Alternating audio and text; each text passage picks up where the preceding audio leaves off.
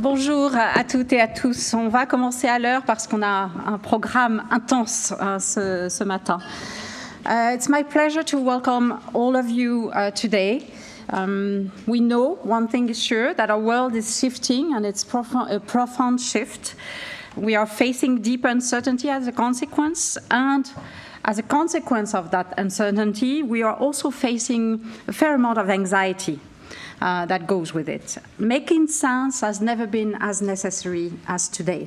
And academia, we know, has an important role to play when it comes to making sense. And this is actually probably the reason why academia is being attacked on the other side of the Atlantic. What we're doing today is a new initiative at the Institute. It's the first event of a series that we will generate in the coming weeks and months, where we'll be collectively attempting to decrypt contemporary dynamics and connect them with the deeper structures that are shaping them. So I want to thank, first of all, my colleagues who are here tonight, this afternoon on stage, for accepting to enter into this game, quote unquote. It's going to be quite intense, and so I really want to thank them very much. I want to thank also Hakim, who will have the very difficult task of moderating. Obviously, I want to thank all of you, the journalists here present, but also all of you to be with us today in the room and online. We know already that we are missing a number of themes in the discussion today. Just mention a few: gender, Europe, Ukraine, Latin America. But definitely, as I said before, we will do other events. We will have other moments similar to this one, but also moments that will allow us to go more in depth into the analysis. In 1938, the professors of the Graduate Institute of International Studies, which was called then HEI, came together to make sense of the world they were living in. They produced a book with the title The World Crisis. And in that book, they were talking about a number of things. They were talking about the crisis of multilateralism and the necessary reform of the League. They were talking about the probable end of internationalism. They were talking about the crisis of democracy and about rising trends towards fascism. They were talking about the end of an open world economy. We will go, I hope, in the direction of producing a collective object that makes sense of the world we live in. It might be called the world crisis because there, as you saw, a number of resonance, obviously, with what we're living through. But I just hope that 2025 is not 1938. And with that, I'll let us go into the meat of the discussion. Thank you.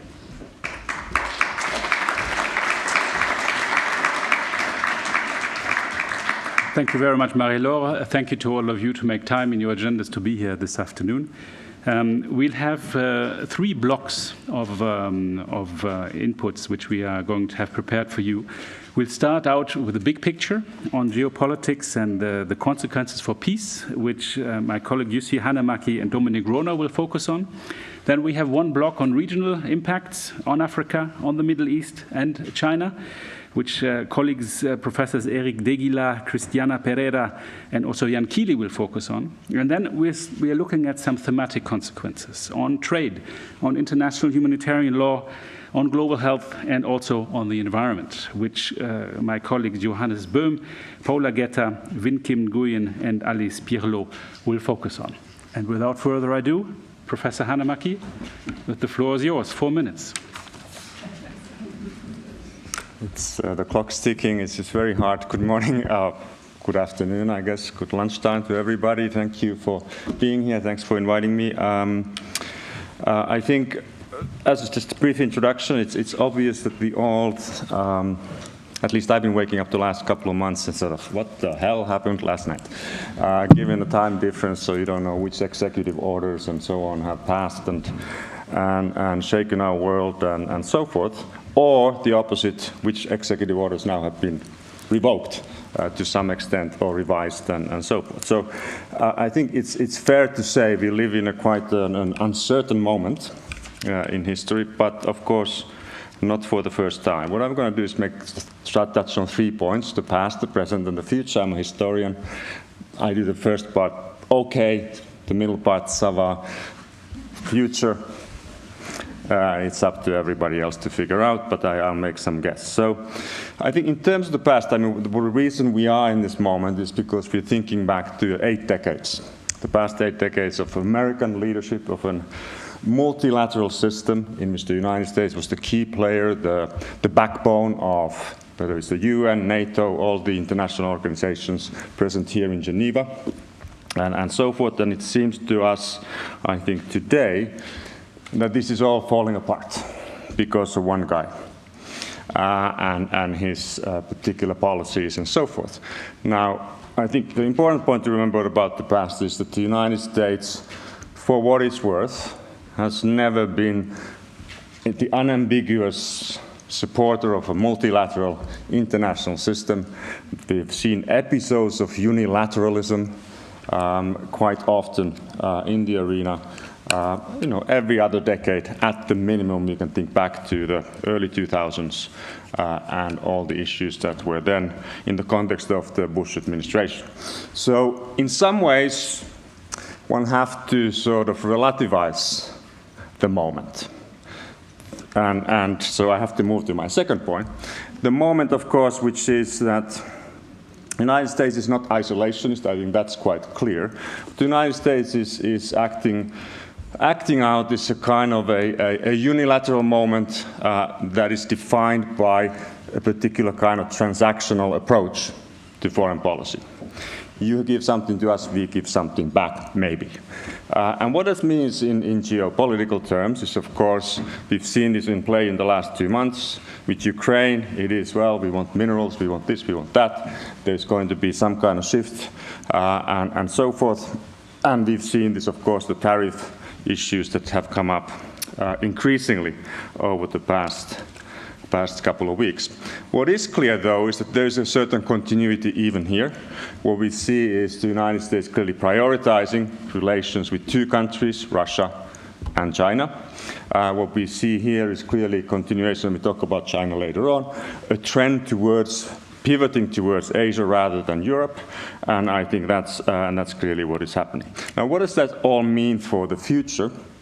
Is of course very, very questionable, and we can perhaps have a chance to talk more in detail about that later on. To me, it seems that despite all the shenanigans, all the daily turmoil, all the daily headlines, there is something that is unlikely to change, which is that the United States is likely to maintain a significant role in international affairs. And it is unlikely that the United States is going to abandon and completely walk away from many of its commitments. I think we've seen this in all of the reversals over the past few weeks, whether it's on tariffs, whether it's on Ukraine, whether it's on any number of issues. So that's a slight optimistic note from a generally pessimistic Finnish professor. Thank you.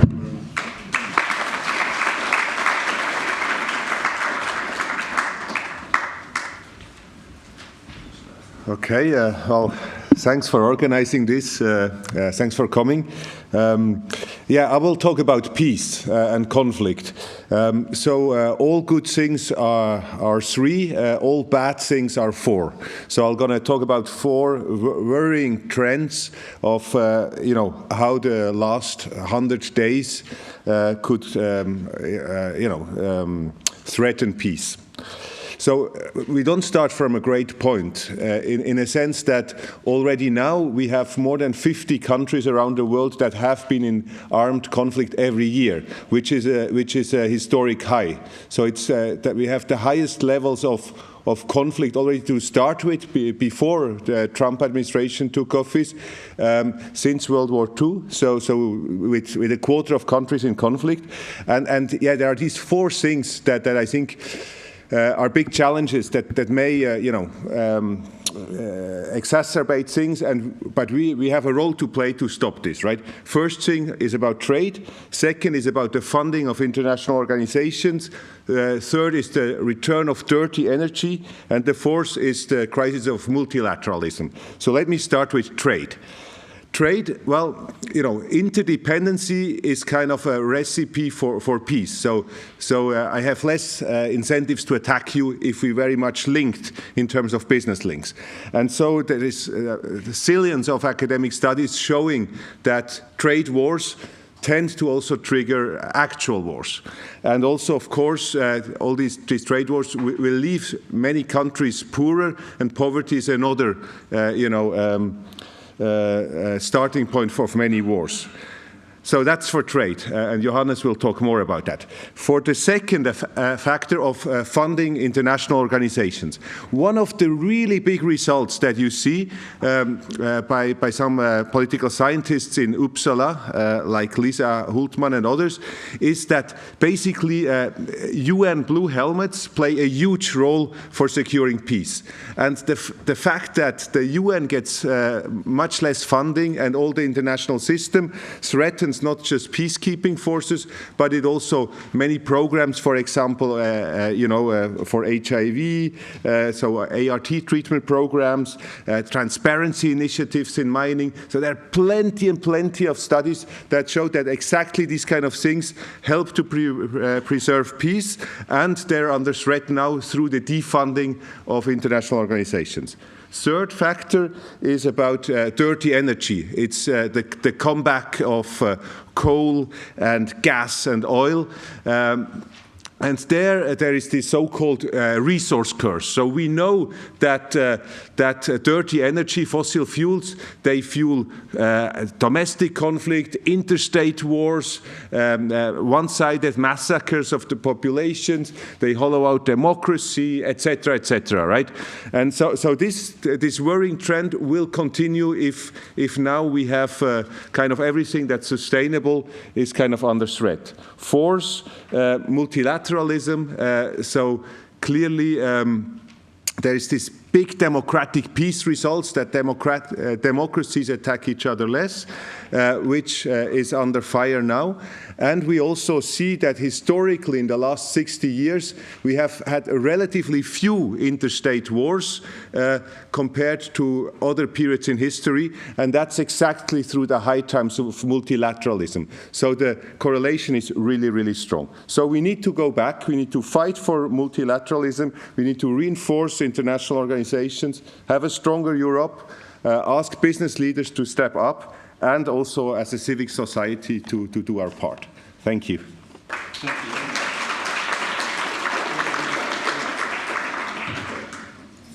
you. We are now moving to the regional impacts, and we are starting with Africa. Eric, please. So, thank you very much. I will try my best to share a few words in 4 minutes. But let me start by drawing on Althusser's analytical method of symptomatic reading by reminding us 2 points. The first one is the need to always adopt a case-by-case perspective. And the second one is the importance of longue durée, particularly because Africa is a large and diverse continent, 54 countries. So it will be a little bit challenging to discuss the impact, but I will try to underline few points. The first one is the negative impact of Trump's decision on humanitarian and health sector. I'm sure my colleague Vin Kim will discuss further on health, but few points. In 2023, 33% of the US total funding in Africa was on health. And this year, according to the cut, we will be seeing 20% less in health. For example, countries like Liberia, which went through many years of civil wars, it has been mentioned, and pandemics, including Ebola, which was very difficult to manage. Liberia will be going through the largest cut in terms of percentage. So if we look at USAID proposed cuts in relation with Africa, the main sector affected are protection and humanitarian assistance, more than 1 billion 115 US dollar. The direct consequence in many African countries will be the increase of structural violence, defined as the negative impact produced by social structures in context of inequalities and lack of basic human needs. So I see here a consequence that will probably generate in the region the increase of candidates toward illegal migration. This is something we need to keep in mind. And the brutality of this decision based on the America First doctrine will exacerbate, I'm afraid, the negative reputation of the US in African public opinions. In West Africa, for example, many countries are becoming less US-friendly. And I see also here a push for African leaders to seek for alternative options to address pressing challenges. For example, Kenya, which is the first sub-Saharan African partner of the US, a country which hosts 100,000 refugees, is directly affected by the cut. So all these elements are very concerning, and over the last weeks, I had some conversation with some African ambassadors which are also worried about a sort of multilateral fatigue. But I do believe that, if Achim allow me to say a few words, that Pan-Africanism will be probably an important common ground for African countries to take the responsibility of the future of African population. And I have to stop here. Thank you. Thank you very much, Eric. We are now focusing on the Middle East with Professor Christiana Pereira. Thank you so much. Okay, thanks very much for the invitation to speak here on Trump's first 100 days in the Middle East. So I'll speak first about the geopolitical conflicts that Trump has sought to influence with his administration, particularly vis-a-vis American-Israeli relations. Then I'll talk about aid cuts, echoing some of my colleagues' earlier remarks, and the potential consequences. So on the geopolitical side, the second Trump administration entered into an incredibly fragile environment in January 2025. Recently negotiated ceasefires first between Israel and Hamas in Gaza, and also between Israel and Hezbollah in Lebanon, were understood to be quite temporary and paving the path for more substantive settlements. And the urgency of this environment naturally brought American-Israeli relations to the forefront of importance for this administration. And in this respect, I would say Trump's first 100 days have been characterized by an increased commitment to and deepening of a pro-Israel stance, and also by a vision of some sort of quote-unquote ultimate deal concerning the Palestinian question.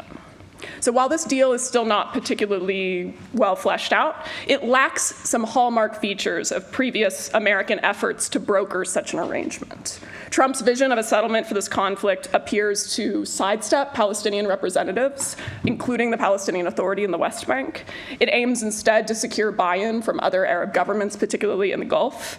And it aims first and foremost to establish broad normalization of Arab-Israeli relations, with far less concern for securing Palestinian statehood and rights. The centerpiece of Trump's vision thus far, as articulated by him and others, is his rather provocative aim to turn Gaza into the, quote, Riviera of the Middle East, which would essentially involve some sort of US control of Gaza and the transfer of its remaining residents to another country, perhaps Egypt or Jordan. So those governments, in addition to the international community, have condemned this plan. But this is one of the most concrete articulations of Trump's vision for the Middle East we have seen so far. So where does this leave the regional conflict environment? I think the short answer is that Trump has empowered Israel to continue military operations in Gaza, to a limited extent in Lebanon, and to potentially escalate those operations regionally if it sees fit, including through strikes on Iran's nuclear facilities. So as of today, this January ceasefire in Gaza has collapsed and significant casualties continue to be incurred. So I'll conclude echoing some of my colleagues' earlier remarks by speaking briefly about the US's global cuts to the aid sector and specifically about how this has impacted the Middle East. I won't detail the nature of these cuts. I'm sure other panelists will also discuss this in detail, but I will say that humanitarian, economic, and governance aid is broadly, according to most polling that we have, the one area in which the US is not totally underwater in the Middle East. This is the one area in which it is sometimes, in some countries, among some people, perceived somewhat positively. So these cuts will incur significant sort of soft power damage. But there's also real damage. In the Middle East, you have newly formed governments facing immense challenges like Syria. You have ongoing conflict contexts in Palestine, Lebanon, Yemen, and elsewhere. You also have societies facing authoritarian retrenchment like Turkey and Tunisia. So cuts to humanitarian aid, to the funding of independent civil society groups, independent media, human rights organizations, all of this will have profound consequences and already is having profound consequences for the nature of political regime development and state-society relations. And I think these consequences will unfold over the coming years, maybe decades, likely with very negative and unanticipated consequences for US interests in the region. Thank you. Thank you so much. I invite Professor Jan Thiele to the podium with a focus on China.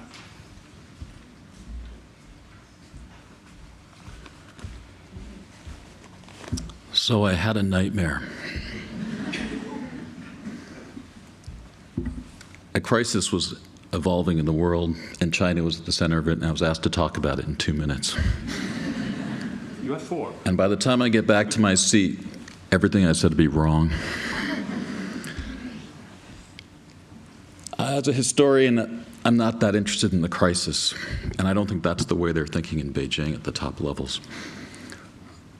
If you're the leader of China, or one of the leaders of China, well, I'll just give 2 examples of maybe what they're thinking about. And I don't think they have other people to deal with the trade war. You know, that's going to be sorted out.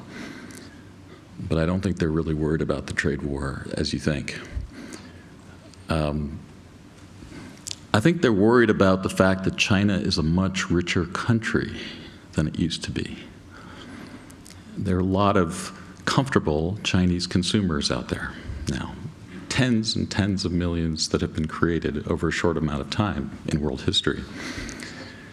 And the problem isn't their immediate reaction or conflict directly with the US, as painful as that will be to millions and millions of people. That's not what they're thinking about.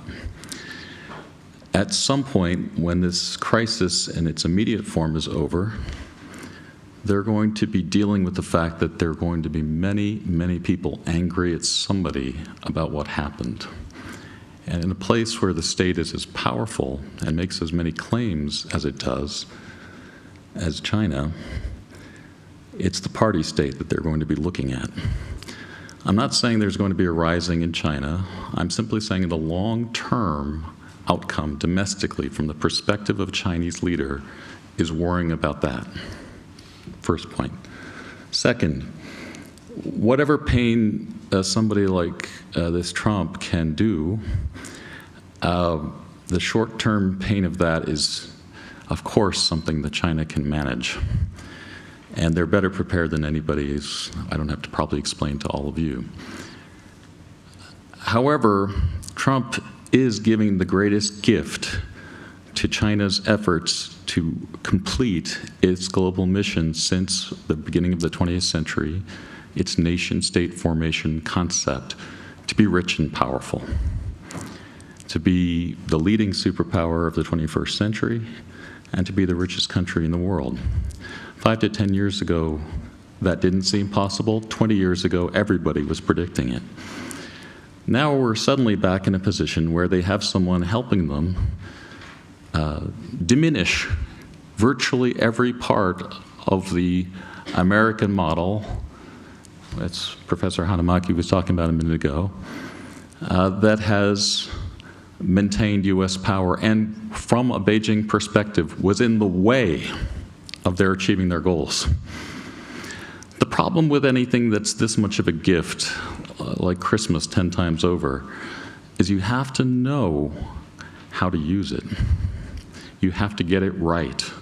The actual management of the gifts, this many gifts at one moment, is difficult. And final point, and I think everybody can assume, especially with the other points that have been made, and so if you're successful, then what? What's the plan for China if they succeed? What do they do with those gifts? Thank you. Thank you so much.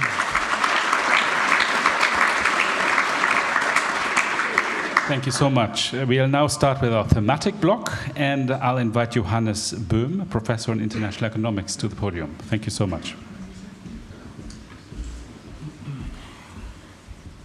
Great, thank you so much for organizing this wonderful event. So I want to talk a little bit about the economic impacts of Donald Trump, in particular in the field of trade and trade policy. So as you all know, the last few weeks have seen some momentous changes in US trade policy with import tariffs of 10% on all countries and 145% on China, and threats of much higher tariffs across the board. Okay? So I would like to make 3 points in relation to these policies. The first point is that the tariffs that Trump actually put in place are very, very large, and they will have a big impact on the world. Okay? So it is true that the largest of Trump's announced tariffs have been postponed, and some news outlets have interpreted that as Trump backing down from his plans. But that's, let's say, a very charitable interpretation. So the US tariffs that are currently in place are not small or unimportant. In fact, they amount to a similar degree of trade protection in the US as the infamous Smoot-Hawley Tariff Act of the 1930s, which significantly worsened the Great Depression. So that will definitely have a major impact on the US economy and also on its trading partners, of course, in particular on China, but also on Europe. The second point that I want to make is that tariffs are only a part of the story. Okay? The fact is that uncertainty about tariffs or concerns that tariffs may be raised in the future are shaping trade relations as much as actual changes in tariffs. So it is very unlikely, for instance, that a firm would make very large investments in productive capacities in new plants if they face large uncertainty about whether the tariffs will stay, whether the firm might be able to get an exemption, or whether, for instance, other countries might retaliate to the US tariffs. So on the side of the United States, this uncertainty about trade policy will persist until the US can credibly show that they will not change trade policy in the near future anymore. And it is very difficult to imagine this happening while Donald Trump is president, unless somehow Congress manages to perhaps take back control over US trade policy. So together, these high tariffs that we currently face, as well as this uncertainty about future potential tariff increases, will increase costs, they will increase prices, and they will reduce investment and growth. So that brings me to the third point, which is about how one should react to Donald Trump's policies. So in his approach, Donald Trump clearly uses the fact that the US are a heavyweight in the world economy and in geopolitics. And he encourages delegations from individual countries to come to him to negotiate and make a deal. Okay? So in those bilateral talks, the United States almost always have better cards. So the clear implication is that countries that share common economic interests and maybe even common values need to stand together and coordinate the response to Trump's actions. So these responses can be, of course, in the domain of trade policy, for instance, through tariff retaliation, or, for instance, through suspension of trade-related agreements such as TRIPS, but they can also go beyond. And, for example, the recent days have shown that it is far from certain that the United States under Donald Trump and Trump's policies can continue to supply the world reserve currency. So that is something, for instance, that countries may want to take into account when formulating their response. So most of all, it is important that the international community actively works to preserve or adapt the institutions that govern financial flows and that govern the exchange of goods and services, because these institutions are key to prosperity and growth. And preserving and adapting them requires coordination, requires working together. And if the United States do not lead in this domain anymore, then others will need to step in, and ideally they would step in together. Thank you very much. Thank you very much. We are looking next at the effects on international humanitarian law, and Paula Getter will join us there. She's also the director of the Geneva Academy of International Humanitarian Law and Human Rights. Thank you, Hagem, and thank you for inviting me to this event. Well, in 4 minutes it's difficult, of course, to speak about the impact of first 100 days of Trump administration in international humanitarian law, but the task is relatively easy because, as we know, the U.S. has never been the championship of international humanitarian law. Think of Guantanamo Bay, the use of drones to target so-called illegal enemy combatants everywhere in the world, and also other kind of interpretations of doctrines that are very conservative, I would say, vis-à-vis the protection that international humanitarian law would like to give to the victims of warfare in theaters of conflict. So I would say that differently from previous administration taking this conservative approach to IHL, at least we had playing the rule of the game. They were using experts and lawyers elaborating the doctrines, trying to convince the allies that they were in compliance with international humanitarian law. What we see with the Trump administration, as you have pointed out, is kind of a slap in the face when the plans for the Middle East is to transform Gaza in a Riviera. It really means that to the new Trump administration, these rules means nothing. It just walk away from the global rules with arrogance, which is very worrisome. Another worrisome step, again, has been with the sanctions against the International Criminal Court, which is an international organization. And we know very well that the U.S. has never been supportive of the International Criminal Court, although the U.S. has been very supportive of the project of international criminal justice since Nuremberg to provide accountability for those who violate the laws of war, commit crimes against humanity. And of course, they have appreciated the ICC when the ICC has sent an arrest warrant against Putin. But the fact remains that under the Trump administration, the defiance vis-à-vis the court is to speak of a language which is very arrogant, claiming that the court is a kangaroo court, and has reinstated now sanctions against the ICC, against the International Criminal Court, its members, the prosecutors, the people working there, but also companies and people working in association with the court for doing its job. So you risk the ICC now that you cannot repair photocopying machines because the company are afraid of providing the ICC with the necessary tool for repairing the photocopying machines, because otherwise they will be sanctioned by the US. So this is very worrisome development, of course, because by, in a way, calling the ICC a kangaroo court and using unilateral economic coercion to try to shut down an international institution which has been very important in the history of mankind is really very worrisome development. I will not speak about the shrinking of humanitarian aid. Other colleagues have done so. USAID has been, of course, a very important partner in delivering humanitarian assistance, humanitarian aid in many countries. We have heard that Trump has already cut certain projects, including in Africa. But what is more worrisome, that is doing the same policy of pendulum like with tariffs, because a few days ago it has announced to reopen some budget for certain assistance in certain countries. And this instability, of course, is very dangerous because humanitarian workers cannot know on which funding they can count on. So it's really worrisome that humanitarian aid becomes a subject for negotiations. So what to do? I don't know what we can do, but I think that we shall not remain silent. We shall speak up our voice.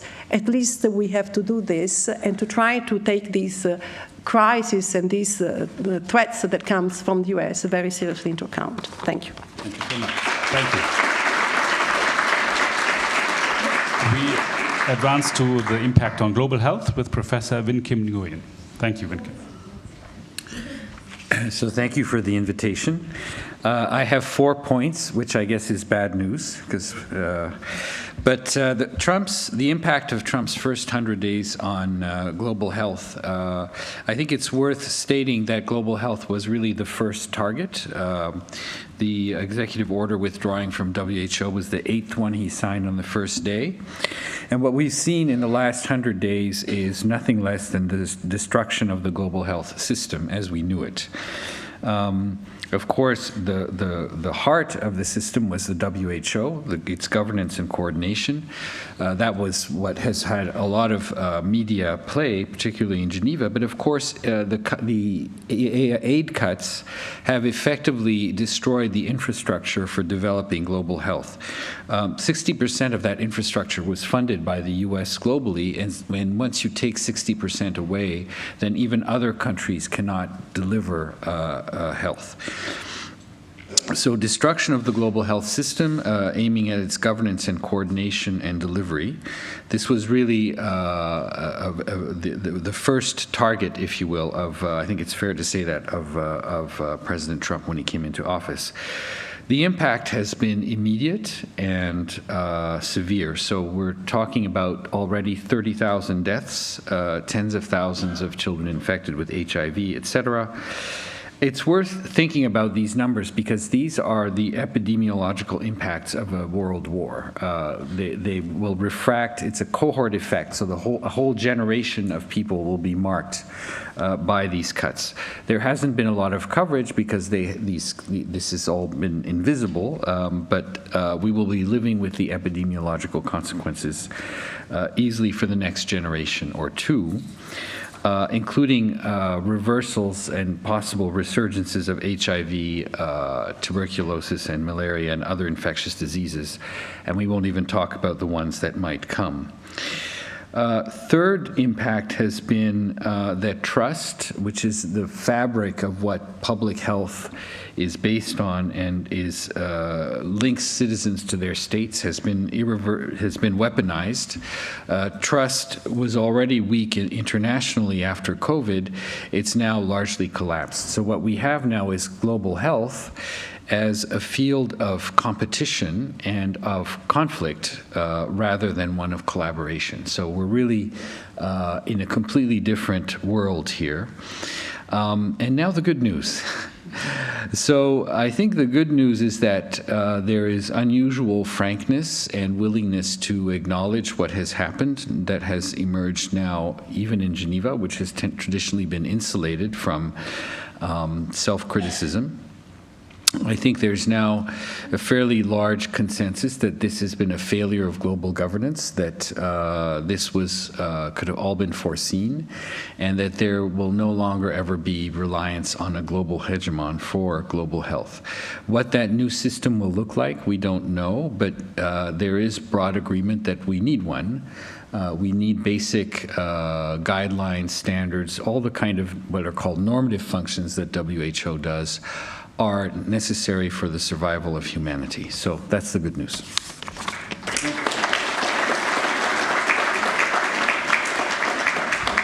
And last but not least, we'll look at the environmental impact. Thank you. Alice Perlot. Thank you. So I've been asked to share some thoughts about the environmental implication of the Trump presidency. And I'll begin with the obvious. For Trump, environmental concerns are not a priority. In an executive order that he issued on 20 January 2025, titled Unleashing American Energy, he clearly prioritizes economic growth and national security over environmental protection, including efforts to mitigate climate change.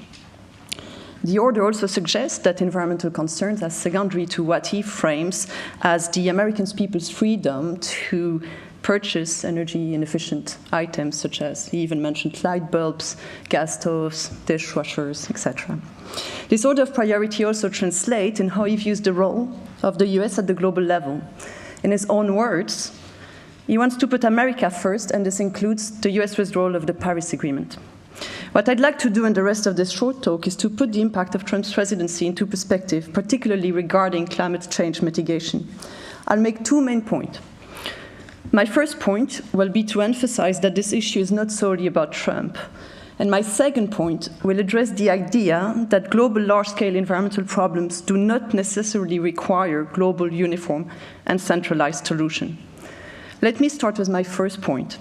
Trump's attitudes towards climate policies and climate science is certainly not to be celebrated. However, his controversial statement should not draw the attention away from the fact that there are many other countries and many other political leaders who are not taking environmental concerns, and in particular climate change, sufficiently seriously. Various studies show that the nationally determined contributions, so the countries' commitment under the Paris Agreements, are unlikely to meet the temperature goal of the Paris Agreement. Moreover, climate mitigation policies often lead to higher greenhouse gas emissions than those announced in the nationally determined contribution, the so-called NDCs. So there is a clear lack of ambitiousness of climate action at the global level. More needs to be done. The question is, how? And this leads me to my second point. Global solutions are often viewed as the first best option to solve global environmental problems, but there are alternatives. And it's important to recognize that inaction by political leaders such as Trump can be counterbalanced, at least to some extent. The work of Elinor Ostrom, a political scientist and a political economist who won the Nobel Prize, underlines that it might be more effective to use a polycentric approach to mitigate climate change rather than a centralized one. Polycentric approaches are based on the assumption that decisions can be made at multiple levels of governance, including at the local level through self-governing bodies. Such approaches bring some hope in the current context because they draw the attention to the role of local and regional initiatives. As an example, let me refer to a letter that was sent on the same day as Trump's executive order that I mentioned in the beginning of this talk. That letter was sent to the Executive Secretary of the United Nations Framework Convention on Climate Change by 2 US governors representing the US Climate Alliance, a bipartisan coalition of 24 US governors. In that letter, they committed to continue America's efforts to achieve the goal of the Paris Agreement. So to conclude, though there are valid reasons to be concerned about the environmental impact of Trump's policy, these concerns should not monopolize the attention. Instead, attention should also focus on alternative paths to address global environmental concerns in a context where collective global action is being challenged and undermined. Thank you. Thank you so much.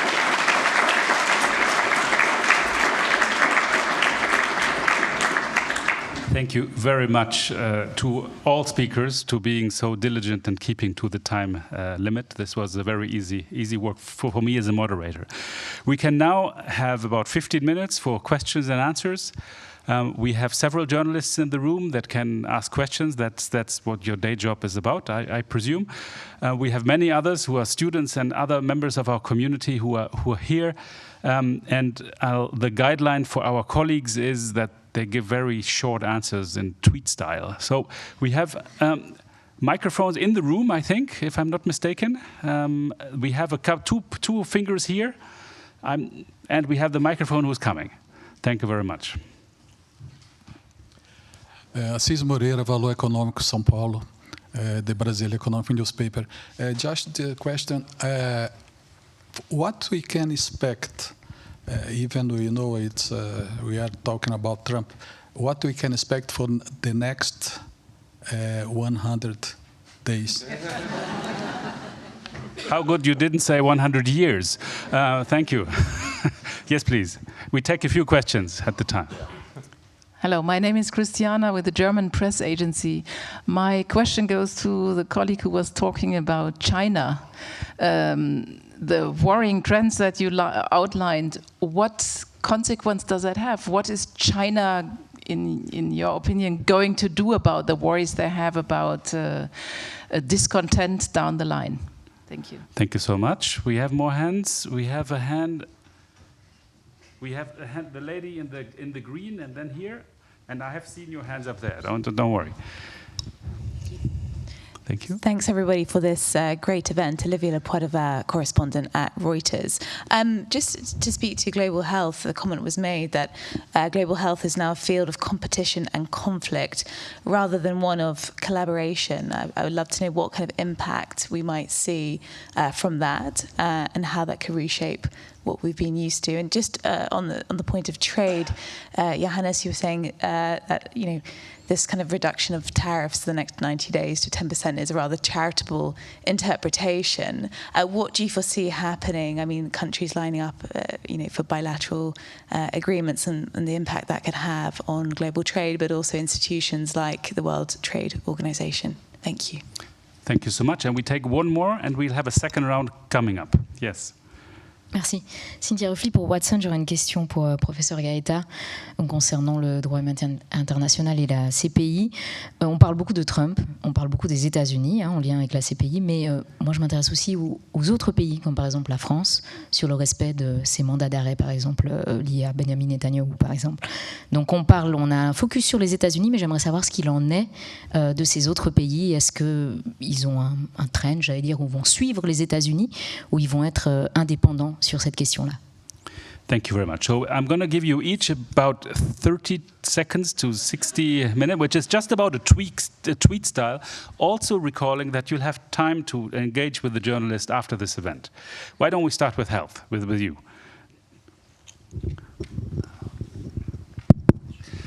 Competition and conflict around supply chains and therapeutic and vaccine sovereignty, I think, is what we'll see.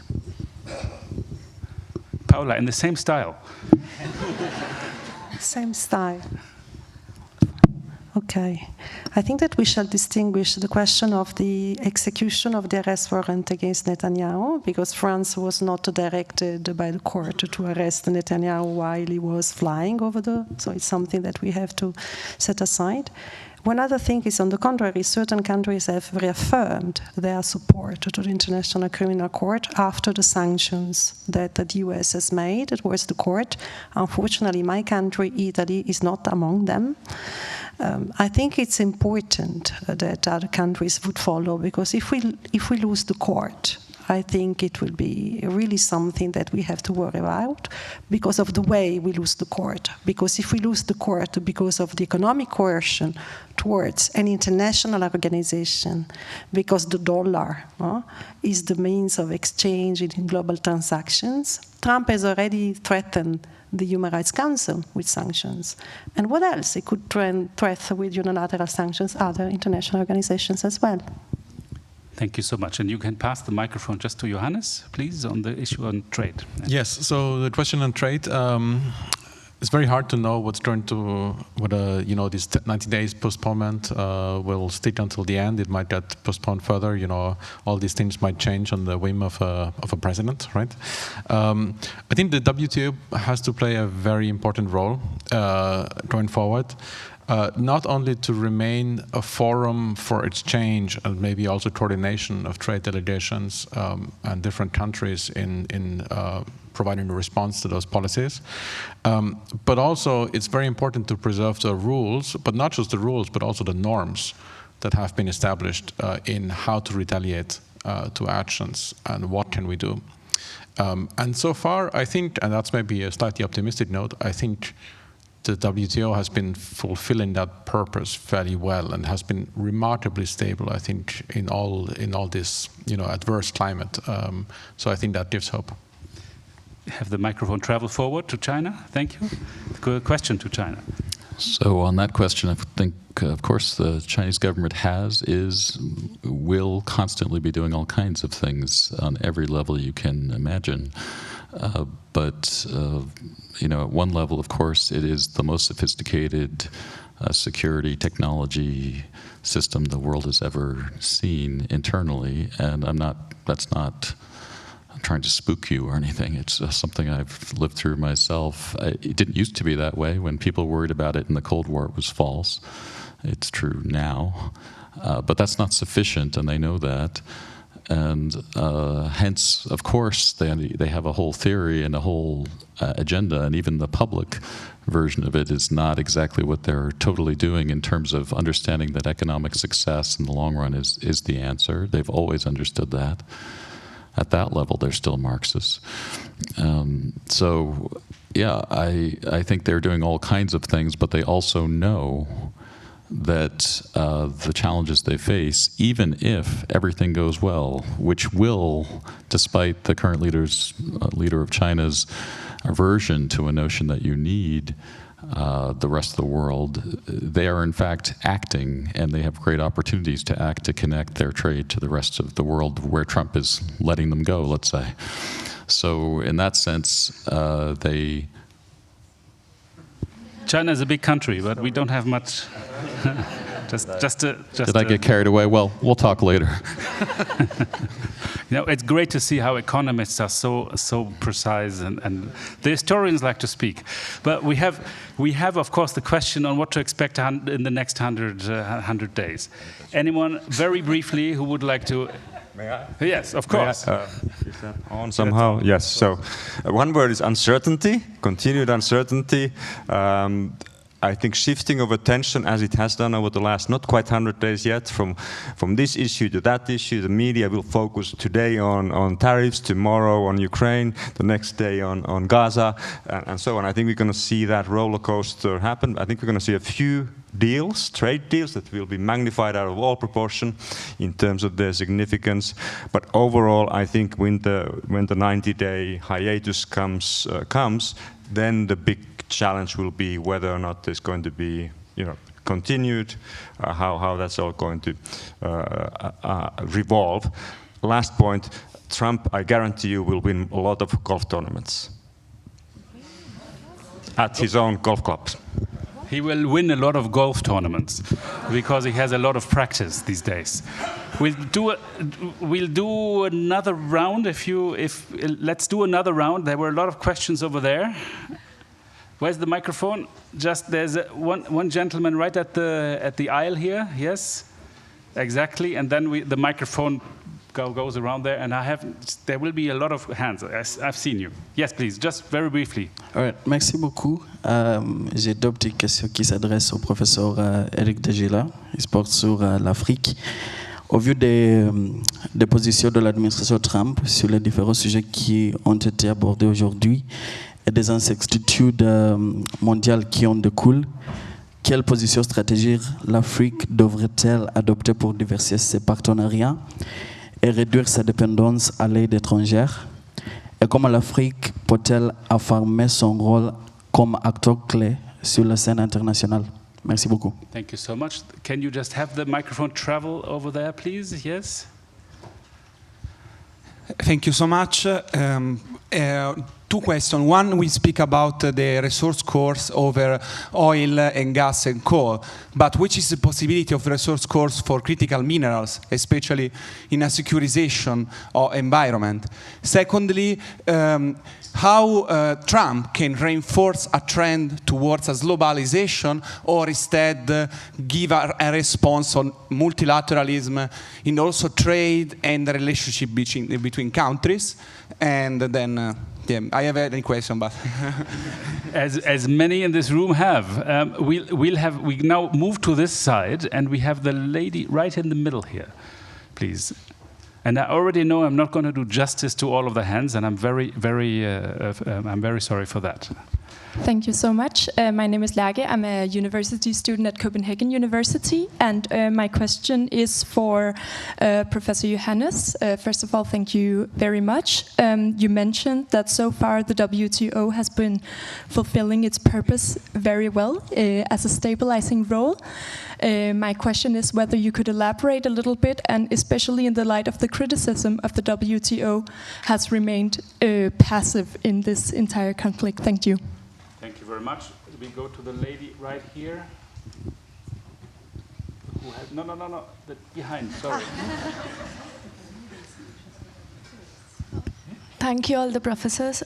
So the question is not a part of the agenda, but I was wondering if you had any insights on Trump's global implications in religious and social violences in terms of ongoing wars.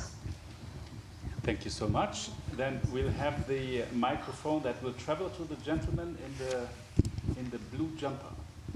It's a little awkward for you, but just have the microphone travel over there. I need to be somewhat inclusive from left to right, so. Thank you so much. Thank you very much. My name is Lois. I'm a graduate student here. I wanted to ask, given that we see a lot of cultural and political spillover, but also coercion from the US to Europe, and the current rise in domestic human rights violations in the US, what does that mean for human rights in Europe, especially when it comes to refugees, immigrants, and transgender people? Thank you. Thank you so much. And then final question. We had the lady here. Yes. And I'm sorry for all the hands I couldn't play justice to. Thank you. My name is Elsa. I'm a former student here at the Graduate Institute, and my question is to the professor who was talking about peace and conflict. What are the implications of Trump's presidency, and moreover, also the ideological shift between US and Russia relations on the security and peace in Eastern Europe, and more particularly in the Baltic region? Thank you. Thank you so much. So I think, Dominic, you have the hand full to respond to questions. But as I said, very briefly, very tweet type. Okay, thanks a lot. I think the first that referred to these topics was on critical minerals, and I think it's obviously an excellent question, right? The question, we want to get out of fossil fuels, we need critical minerals, and we know that many conflicts are about critical minerals. So we have a paper called This Mine is Mine, where basically we show that up to a quarter or a fifth of conflict in Africa are about critical minerals. But if you have traceability, like Kimberley Protocol, and if you have a good corporate social responsibility, you can very much reduce this effect. So basically what you need is you need to go green, but with the help of multilateral coordination. So that's kind of the short, the tweetable version of it. On ongoing wars, and again, I guess US-Russia relations as well. I think in general, what keeps us safe are things like multilateralism and trade, for example. So we have another piece in PNAS that is about strategic territory, where we see that you have these, the Suez Canal, Gibraltar, you have these hotspots, these choke points in the world map that have in centuries been often very much combated. What you see is that basically strategic territory is safest in periods of big trade booms, because then nobody can afford to have a war about it, because it's just too valuable, the trade that would be lost. So rather than trying to seize Greenland or Panama Canal or all these kind of things, superpowers should rather step up trade. That's the best way to security, rather than grabbing land, right? Okay. Yeah. Leave some for Eric on the question Africa. Eric, please. Oui. Merci pour la question. Je vous réponds en français. Vous avez posé la question en français. Je pense qu'aujourd'hui, pour les pays africains, le vrai défi, c'est de se prendre en charge la question du ownership. Et je vois l'échelle régionale comme le niveau où il faut vraiment actionner les dynamiques. Et je vois pour l'Afrique l'importance de consolider la coopération sud-sud. Quand on constate ce qui se passe aujourd'hui, on voit bien que s'il y a d'autres partenariats qui sont développés entre les pays africains et le reste du monde, la dépendance vis-à-vis des grands États sera moins importante. Mais je vois aussi l'importance de stimuler ce nouveau marché continental qui a été créé, qui s'appelle en français la ZLECAf, et qui porte beaucoup d'espoir. En tout cas, c'est une grande perspective. Si aujourd'hui les pays africains pouvaient commercer davantage à l'intérieur du continent, cela permettrait de soutenir les dynamiques de développement et derrière de limiter la dépendance vis-à-vis des autres partenaires. Si je peux me permettre, sur le point vraiment crucial des questions humanitaires, il me semble important de responsabiliser aujourd'hui les leaders africains et de les engager à bien prendre conscience que l'avenir des populations africaines, c'est la responsabilité des États africains. Et je m'en arrête là. Thank you so much. We have one more question on the WTO, Johannes, that would be for you, and also one question for someone else on the religious conflict and diversity dimension of the impact. So. Great. So on the question related to the WTO, so the WTO fulfills a number of, or plays a number of roles. And one very important purpose that it fulfills is that it gives both rules and norms related to how you can and should respond to, for instance, tariff increases such as what we've seen by the US. And it's true that you have one big player in the world that is not happy with the WTO rule book and wants to rip that up. But when I said, they've been fulfilling its purpose, apart from that one country, the other countries still have been, playing by the rules pretty much. So it's not that we suddenly see like a breakdown of those rules by many different countries that want to depart. And in that sense, a lot of that system, world trading system, is still working, even though there's one big exception, of course. On the question on the criticism of the WTO, sure, there has always been a lot of criticism of the WTO. But one thing also to keep in mind is that many important decisions in the WTO require unanimity. And that unanimity is very hard to create. And therefore, it's not the most dynamic organization and most easy to change. Thank you so much. We have two more questions. Who would like to? Anyone? Yeah. Then perhaps I'll take on the last question as the moderator, also to conclude. You have. Yes. Yeah, I yes, remember please. the question of human rights. Yeah, please. The impacts on Trump's on the restrictive policies. Of course, again, the US have never been the championship of the protection of human rights. It's something that we have to say internally. We know the problems that they have, and we know also that they promoted the doctrine of non-applicability of human rights treaties outside their territories. So they're very restrictive. Now, this tendency of Trump to insist upon traditional values, the family, the church, blah, blah, blah, blah, blah, blah, would have, I hope, not, but may have some impact on Europe. We see already the signs in some countries. So I cannot have any guess. It very much depends on how much Europe would be able to resist to the temptations to follow these autocratic visions of human rights. And Alice, do you have any final reflection of, be that for the next 100 days or any other topics you would like to engage on? I'll reply with a tweet. I always tell my students that I don't have a crystal ball, so I don't have a crystal ball here, but the next 100 days do not look all gloomy. We'll have probably what you already outlined, a pendulum between different issues, and I can't say much more. It's a long tweet. Thank you so much. What I would like to say, see you back here in 100 days. When we do this now regularly, as Marie-Laure Salle has already noted, we'll be also delving deeper in certain topics. So let's keep seized of the matter, and most of all, let's be critical in our analysis on how we understand what's going on. Because we need to step back and understand this from a much more deeper level, structural level. So thank you very much, and see you back here, latest in 100 days.